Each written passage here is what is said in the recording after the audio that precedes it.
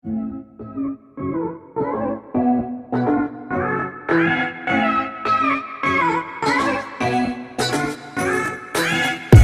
alaikum wa rahmatullahi wa barakatuh. Barkanmu da sake dawowa cikin wannan makaranta tamu mai albarka tare da ni Abdullahi Ma'az Yusuf. A yau za mu yi magana ne akan menene window. Idan ka ji an ce window a kwamfuta, window yana nufin taga kenan, to a kwamfutar ma taga ce, amma dai wannan da bambanci. Shine abin da yake sawa kwamfuta ta kawo, shine window ɗin kenan.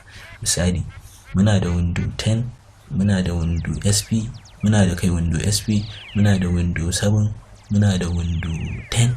Su wannan shine window 10. Duk lokacin da mutum zai koyi kwamfuta, kamata a ce koyi kwamfuta akan abin da ake kai na zamani. Kowane lokaci, zan ce ne kowace shekara, ana samun bambance-bambance. An yi zamanin da aka yi window SP, wanda mu ma duk da shi muka koyi kwamfuta.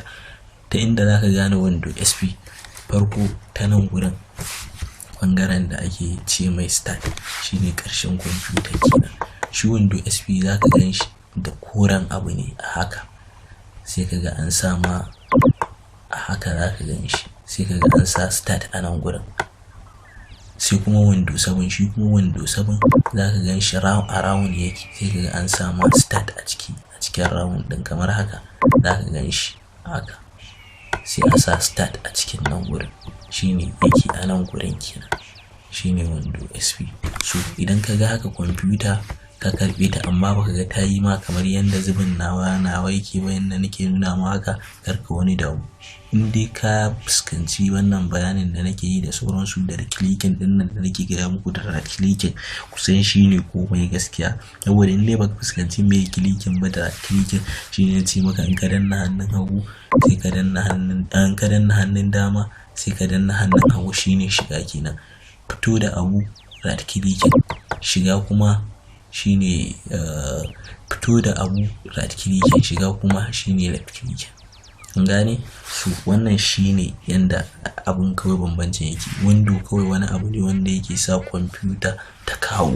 Idan ba window, kwamfuta ba za ta taɓa kawowa ba za ma ta yi aiki ba. So idan ma kwamfuta aka kunna ta take kawowa, so ba window akan ta kenan. Kusan yana ɗaya daga cikin abin da yake sa kwamfuta ba ta kawowa, in ba window akan ta kenan. So wannan shine window. Window kuma kala-kala ne, akwai window SP, akwai window 7, akwai window 10 da sauransu. So wannan window 10 ne, shine window 10. za ka gan shi da wannan alamar ta taga ɗin da gaske. Za ka ga da kaji wurin za ka ga start, shine ce muku a window SP za ku ga an samu ku shi kuma start ɗin, amma a right angle ne dogo.